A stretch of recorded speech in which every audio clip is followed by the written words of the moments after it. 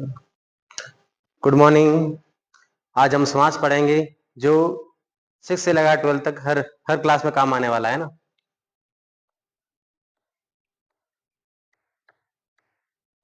समास।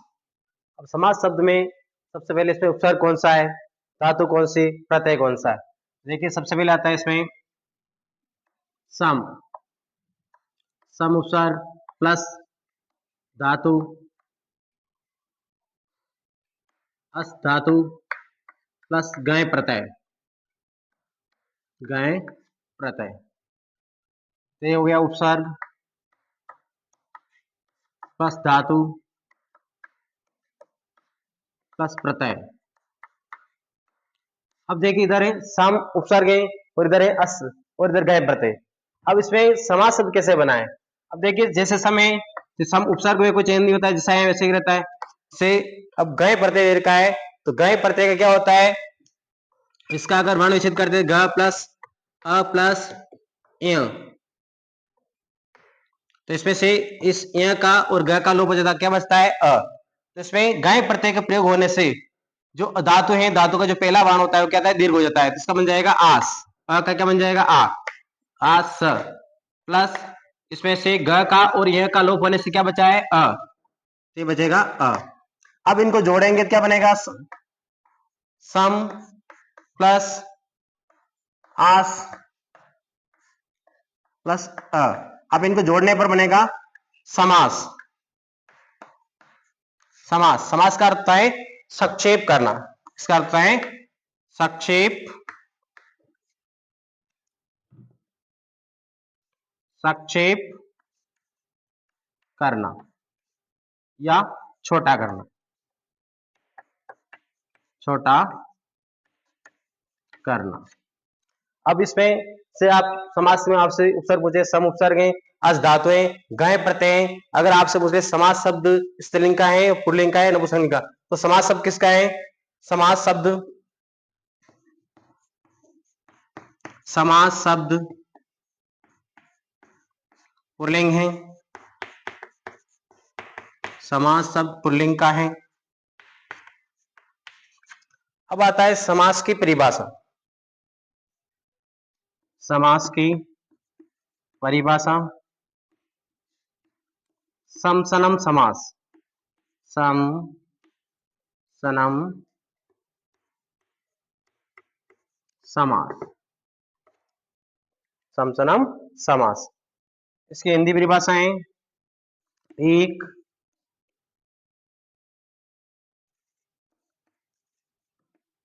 अनेक, अनेक पदों का एक पद हो जाना, हो जाना समास कहलाता है, समास कहलाता है। तो देखिए यहां तक, यानी समास शब्द कैसे बना, इसकी व्युत्पत्ति है ना, व्युत्पत्ति, व्युत्पत्ति का अर्थ है व्याकरणिक कार्य। व्युत्पत्ति का अर्थ है उपसर्ग कौन सा है, सम है, धातु कौन सी है अस, प्रत्यय कौन सा है घस गय। इस प्रकार सम उपसर्ग है, अस धातु है, गय प्रत्यय है, और गय प्रत्यय में से ग का और य का लोप हो जाता है, अब अशेष रहता है। और जैसे गय प्रत्यय का प्रयोग होने से क्या होता है, धातु यदि धातु की उपधा में जो भी वर्ण होता है वो दीर्घ हो जाता है। इसलिए सम आस प्लस जोड़ेंगे समास, और समास का अर्थ है संक्षेप करना। और समास शब्द किसका है, पुल्लिंग शब्द है, परिभाषा है समसनम समास, और हिंदी परिभाषा है अनेक पदों का एक पद हो जाना समास कहलाता है। अब आता है समास के प्रकार।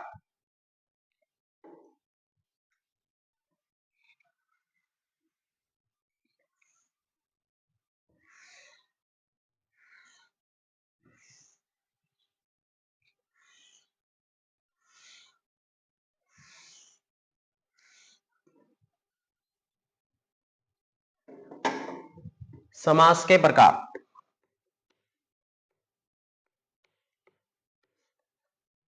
समास के प्रकार मुख्य रूप से, मुख्य रूप से समास के चार प्रकार होते हैं। चार प्रकार होते हैं। पहला है अव्ययी भाव समास। अव्ययी भाव समास। दूसरा है तत्पुरुष समास।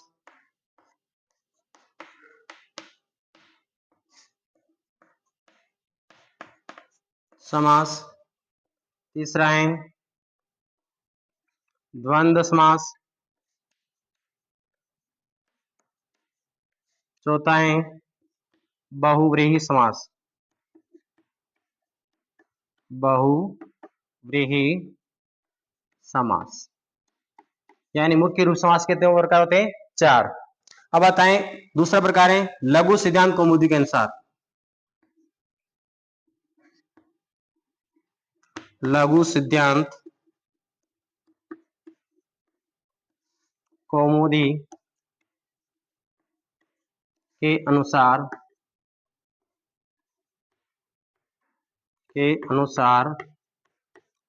समास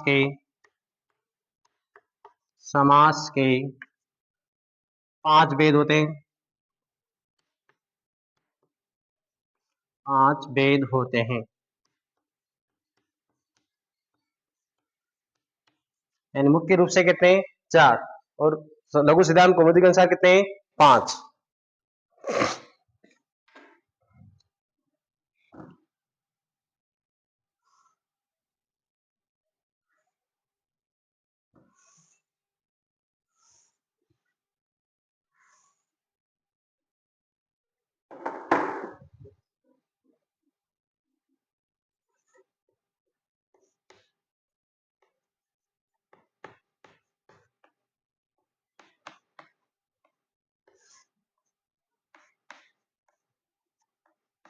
लघु सिद्धांत कौमुदी के अनुसार पहला आता है केवल समास।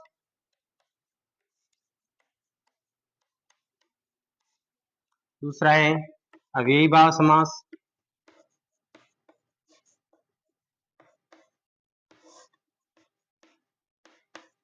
समास।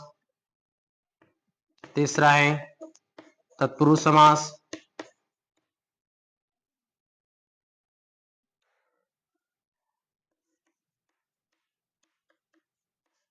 चौथा है द्वंद्व समास।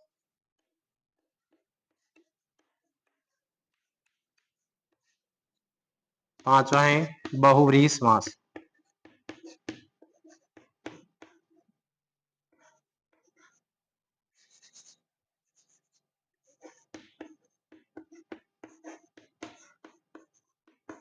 बहुव्रीहि समास मुख्य रूप से चार, लघु सिद्धांत कौमुदी के अनुसार पांच। सामान्य रूप से समास के छह भेद होते हैं। छह भेद होते हैं।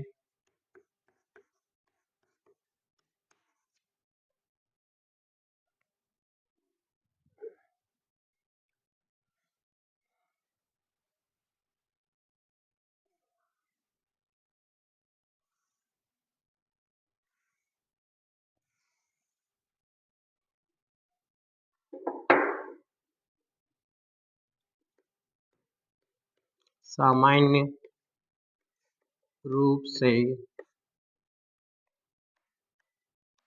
समास के प्रकार। पहला आता है अव्ययी भाव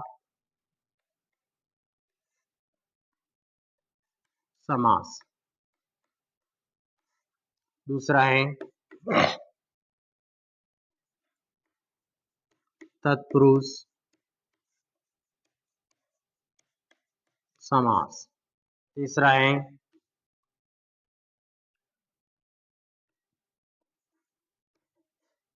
कर्मधारय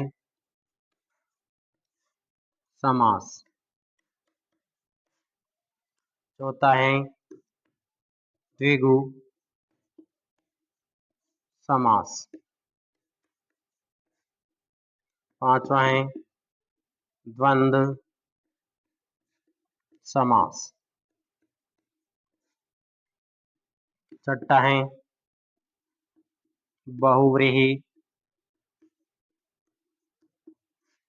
बहुव्रीहि समास। यानी मुख्य रूप से 4, लघु संधि के अनुसार 5 और सामान्य रूप से कितने होते हैं 6। अब इनकी शॉर्ट में परिभाषाएं। पूर्व पद प्रधान समास। यानी अव्ययीभाव समास से कहते हैं जिसका पहला पद प्रधान होता है उसे अव्ययीभाव। तत्पुरुष समास, उत्तर पद प्रधान समास। जिसका उत्तर पद प्रधान होता है उसे तत्पुरुष समास कहते हैं। विशेषण विशेष समास, विशेषण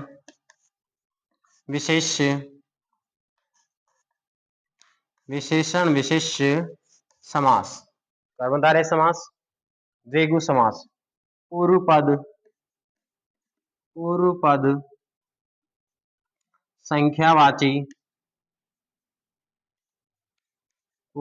संख्यावाची समास। यानी जिसका पहला पद क्या होता है संख्यावाची होता है वो द्विगु समास होता है। द्वंद्व समास, दोनों पद प्रधान समास। यानी द्वंद्व समास कहता है दोनों पद प्रधान होते हैं और बीच में और का लोप च का लोप होता है। बहुव्रीहि समास, अन्य पद प्रधान समास, अन्य पद प्रधान समास। बहुव्रीहि समास में क्या होता है अन्य पद प्रधान होता है। यानी इनकी शॉर्ट परिभाषाएं। अव्ययीभाव समास, पूर्व पद प्रधान समास, जिसका पहला पद क्या होता है प्रधान होता है वो अव्ययीभाव समास होता है। तत्पुरुष समास, जिसका उत्तर पद प्रधान होता है उसे तत्पुरुष समास कहते हैं। विशेषण विशेष, जिसमें विशेषता बताई जाती है वो क्या होता है कर्मधारय समास। जिसका पूर्व पद यानी पहला पद संख्यावाची होता है उसे द्विगु समास कहते हैं। और द्वंद्व समास, जिसके दोनों पद प्रधान होते हैं इसमें बीच में और का लोप होता है उसे क्या कहते हैं द्वंद्व समास। जिसमें अन्य पद प्रधान होता है उसे बहुव्रीहि समास कहते हैं। यानी इस प्रकार समास के प्रकार मुख्य रूप से 4 होते हैं, लघु संधि के अनुसार 5 होते हैं और सामान्य रूप से 6 होते हैं। अब देखिए सामान्य रूप से ना जो तत्पुरुष के है ना कर्मधारय और द्विगु समास को अलग से समास नहीं मानकर इनको कर्म तत्पुरुष समास के ही भाग माने जाते हैं। इसलिए तत्पुरुष का भाग होता है कर्मधारय और कर्मधारय का भाग द्विगु होता है। इसलिए कितने हो गए 6 हो गए। बाकी मुख्य रूप से समास कितने होते हैं 6 होते हैं। अब हम पढ़ते हैं पहला समास है अव्ययीभाव समास।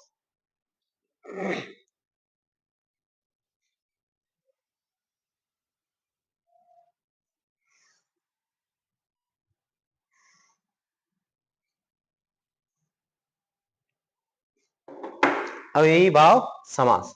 अब इसमें होता है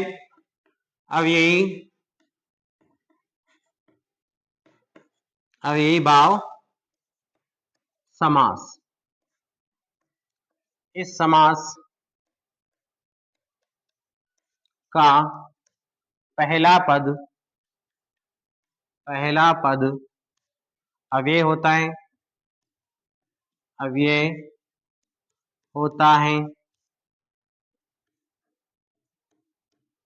तथा उत्तर पद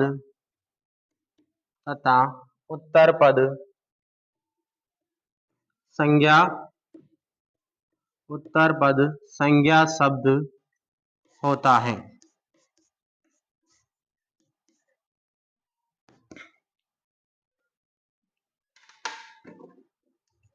अव्ययीभाव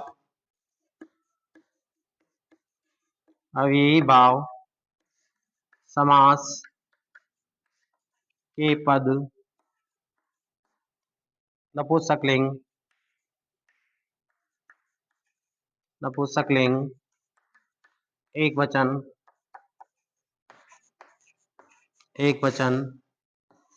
में होते हैं।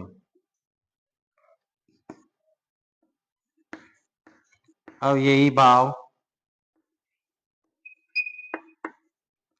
समास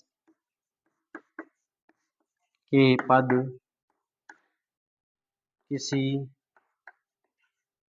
अव्यय या किसी उपसर्ग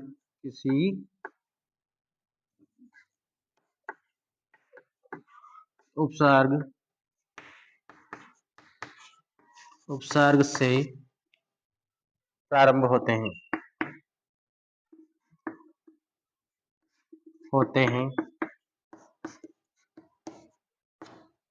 यानी अव्ययी भाव समास का क्या होता है, पहला पद प्रधान होता है और इसका पहला पद अवयव होता है और उत्तर पद क्या होता है, संज्ञा शब्द होता है।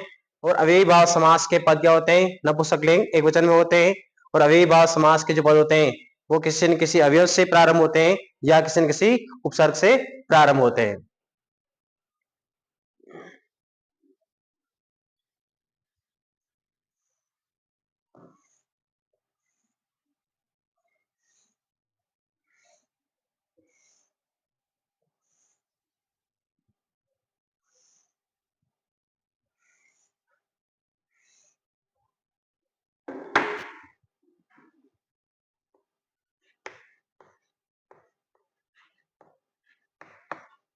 अव्ययी भाव समास पहला पॉइंट है यथा अव्यय।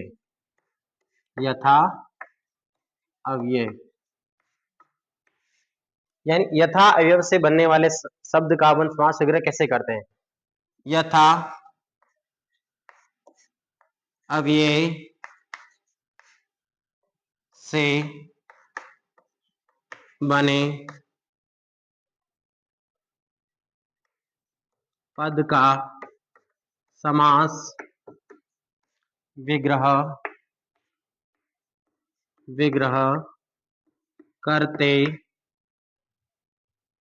करते समय उत्तर पद को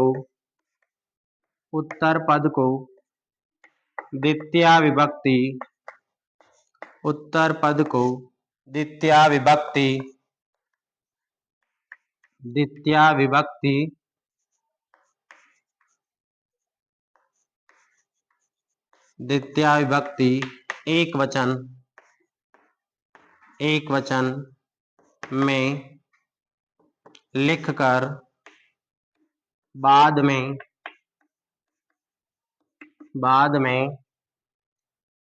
न अतिक्रमय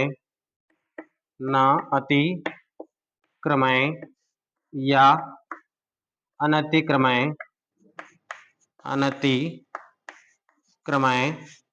शब्द लिखा जाता है।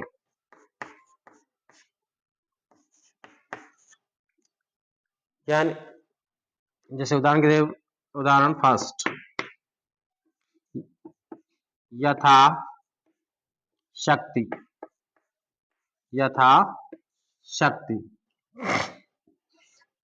यथा बलम यथा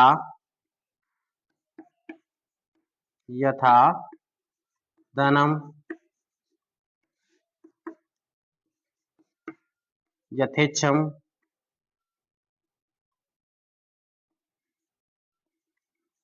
यथा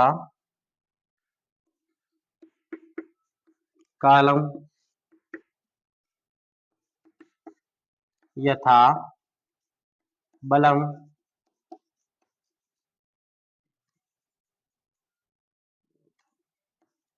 यथा गुणम। अब देखिए स्वयं दो पद है, पहला पद को पूर्व पद कहते हैं और उत्तर पद को बाद वाले पद को कहते हैं उत्तर पद। यानी इसमें यथा देखिए होगी इसकी पहचान, यानी जो भी शब्द बने हुए हैं कैसे बने हैं, यथा से प्रारंभ होने वाले। अब यथा इसकी पहचान होगी तो अपने क्या करना है, यथा से बने हुए शब्द का समास करते समय क्या करेंगे, उत्तर पद को किसी द्वितीय विभक्ति एक वचन में लिखेंगे और बाद में क्या लिख देंगे, अनतिक्रमय या न अतिक्रमय, इसका होता है उल्लंघन नहीं करना। अब जैसे इसका देखिए यथा इसकी पहचान हो गई, बाद में क्या है शक्ति, शक्ति का क्या शक्ति, तो इसका बन जाएगा शक्तिम और अनति क्रमय या न अतिक्रमय, न अतिक्रमय, और समास का नाम हो जाएगा अव्ययी भाव समास, अव्ययी भाव समास। उसी प्रकार देखिए इसमें यथा बलम, तो बल में भी कौन सी विभक्ति लगाएंगे, द्वितीय विभक्ति एकवचन, बलम अनति क्रमय, अब यही भाव समास।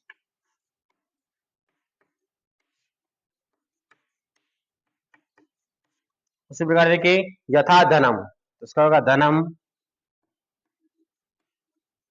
अनति क्रमय, अब यही भाव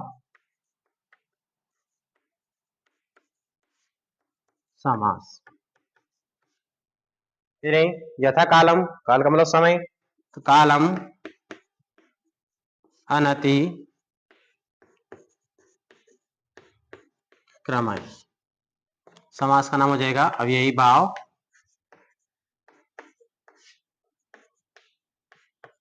समास। फिर यथा गुणम, गुणम अनति गुणम अनति क्रमय, समास का नाम हो जाएगा अब यही भाव समास। यानी इस प्रकार इन यथा अवयव से प्रारंभ होने वाले समास का हम विग्रह करेंगे। तो इसमें क्या करेंगे, उत्तर पद, पहला पद यथा लगा हुआ है, किसी भी शब्द के साथ यथा लगा हुआ है, यथा इसकी पहचान हो गई, और उत्तर पद में क्या हो जाएगा, द्वितीय विभक्ति लग जाएगी एक वचन, और साथ में क्या लग जाएगा, अनतिक्रमय या न अतिक्रमय, तो इसका समास विग्रह हो जाएगा।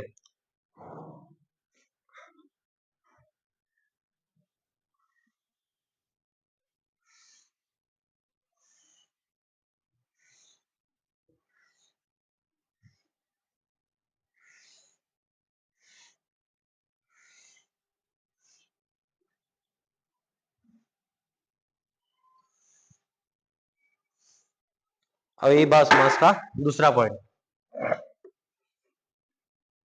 प्रति उपसर्ग, प्रति उपसर्ग,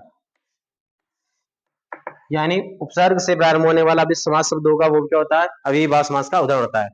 तो इसका अर्थ है विप्सा या बार बार, बार बार अर्थ में प्रयोग होता है, अर्थ में प्रयोग होता है,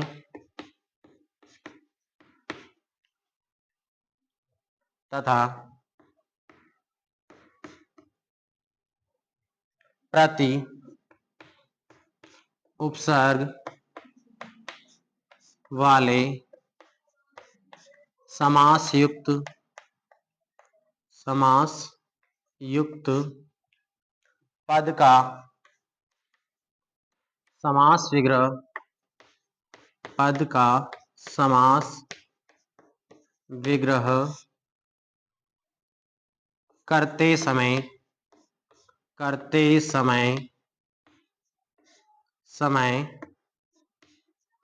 उत्तर पद को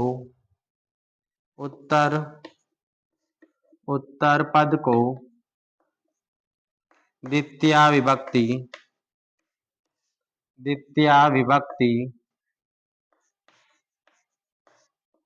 या सप्तमी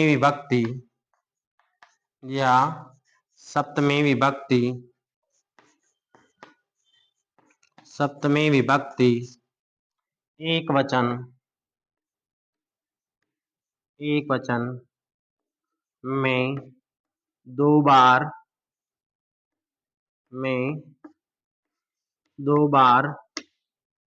लिखकर लिखकर बाद में प्रति शब्द लिखा जाता है,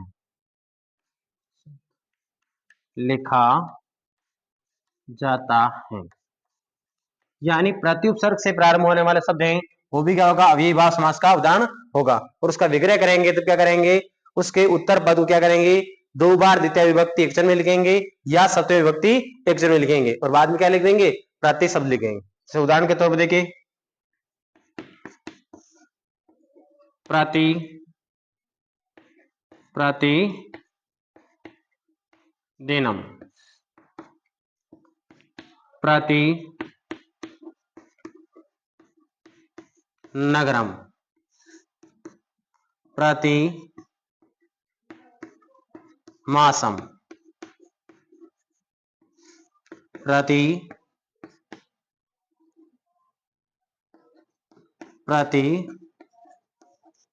वृषम, प्रति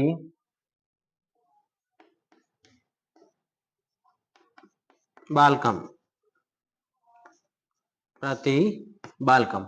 अब जैसे जैसे प्रति शब्द प्रति उपसर्ग दिखा, इसका मतलब समास कौन सा हो गया, अविभाव समास। और इसका विग्रह करेंगे तब क्या करेंगे, उत्तर पद को द्वितीय विभक्ति एक वचन में दो बार लिखेंगे या सप्तमी विभक्ति एक वचन में दो बार लिखकर साथ में प्रति शब्द लिख देंगे। देखिए इसमें प्रतिदिनम, इसको हो जाएगा दिनम, दिनम, दिनम, प्रति। और समास का नाम हो जाएगा अव्ययी भाव समास, अव्ययी भाव समास। फिर आता है प्रति नगरम, नगरम,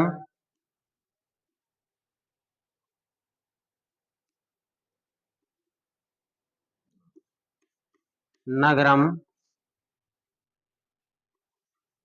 नगरम, प्रति। इसको और भी ऐसे कर सकते हैं, जैसे सप्तमी विभक्ति में करेंगे क्या हो जाएगा, नगरे, नगरे, प्रति। और इसका भी हो जाएगा दिने, दिने, प्रति। समास का नाम हो जाएगा अविभाव समास, अव्ययी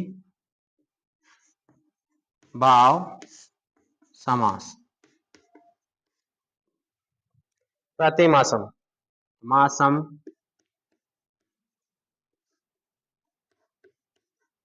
मासम, प्रति।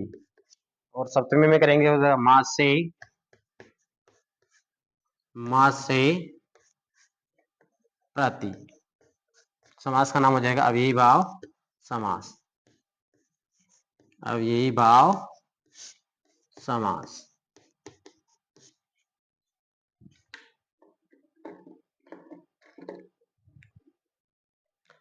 प्रतिवर्षम, वर्षम, वर्षम, प्रति। या वर्षे, वर्षे, प्रति। समास का नाम हो जाएगा अव्ययी भाव समास।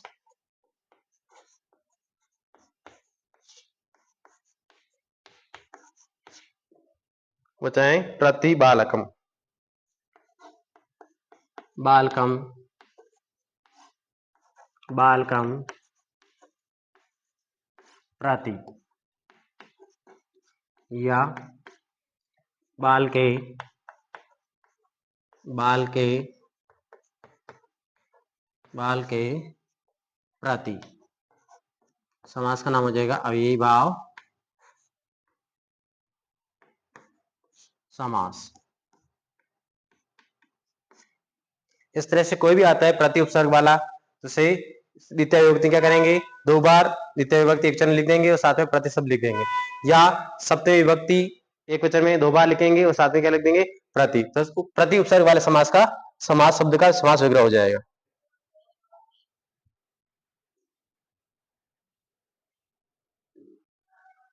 देखिए आज आप हम इतना सा बड़े, और आज जितना भी बड़ा उसका व्यवहार रिविजन कर लेते हैं। यानी समास शब्द, समास शब्द की व्युत्पत्ति है इसका व्याकरणिक कार्य, समास शब्द में सम उपसर्ग होता है और अस धातु होती है और गय प्रत्यय होता है। और समास शब्द में किसका होता है? पुल्लिंग का, है ना। और समास की परिभाषा होती है समसनम समास, और इसका हिंदी परिभाषा होती है अनेक पदों का एक पद हो जाना समास कहलाता है। समास के मुख्य रूप से समास के 4 प्रकार होते हैं: अव्ययीभाव समास, तत्पुरुष समास, द्वंद्व समास और बहुब्रीहि समास। और लघु सिद्धांत कौमुदी के अनुसार समास के 5 प्रकार होते हैं: केवल समास, अव्ययीभाव समास और द्वंद्व समास, बहुब्रीहि समास। और सामान्य रूप से समास के 6 प्रकार होते हैं: अव्ययीभाव समास, तत्पुरुष समास, कर्मधारय समास, द्विगु समास, द्वंद्व समास और बहुब्रीहि समास। अब इनकी यानी मुख्य रूप से 4, लघु सिद्धांत कौमुदी के अनुसार 5 और सामान्य रूप से 6।